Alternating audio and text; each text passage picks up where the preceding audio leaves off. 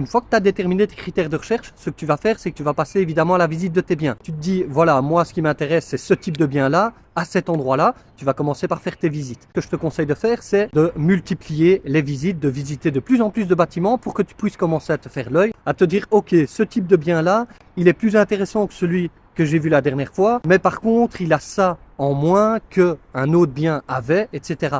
Et donc, plus tu vas faire des visites, plus tu vas commencer à avoir l'œil et te dire, ok, ce bien-là, il est mieux, ce bien-là, il est moins bien, etc. Et donc, ça te permettra de finir par trouver un bien qui te correspond par rapport à tes critères de recherche. Une fois que tu as trouvé un bien qui t'intéresse, ce que tu vas faire, c'est qu'évidemment, tu vas remettre une offre d'achat. L'offre d'achat, soit tu complètes celle qui est donnée via l'agent immobilier qui est entre toi et le vendeur, soit tu vas en rédiger une par toi-même. Il faut toujours que tu mettes ton nom, ton prénom, que tu mettes ta signature, que tu mettes un délai de validité, c'est très important pour que ton offre, elle s'éteigne dans le temps. Et il faut également que tu mettes des conditions suspensives. Les conditions, c'est vraiment essentiel en fonction du type de projet que tu veux réaliser. Tu vas mettre différentes conditions suspensives. Mais les conditions essentielles à mettre toujours, la base, c'est vraiment de mettre que le bien soit en règle au point de vue urbanistique pour que si jamais tu viens à découvrir des choses par la suite, tu puisses te retourner, soit tu renégocies le prix à la baisse une fois que tu as signé le compromis, ou alors tu te retires simplement de l'opération grâce à cette condition suspensive. Et l'autre condition que je t'invite toujours à mettre, même si tu n'en as pas besoin et que tu souhaites acheter un bien cash, il faut que tu mettes la condition d'obtenir un crédit, un accord de financement. Cette condition suspensive-là, elle va te permettre de te sortir de l'opération également si tu découvres quelque chose par la suite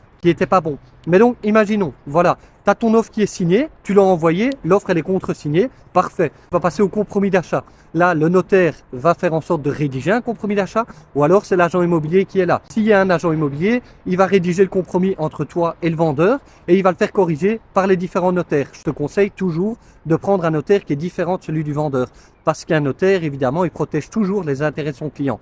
Tu comprends pourquoi c'est essentiel d'avoir ton notaire à toi et pas un notaire en commun. C'est pour te protéger et faire en sorte de t'alarmer sur différentes choses si jamais il y a des problèmes qui viennent à être découverts par la suite. Une fois que tu as signé ton compromis, là tu vas partir sur un délai de 1 mois pour obtenir ton accord de crédit.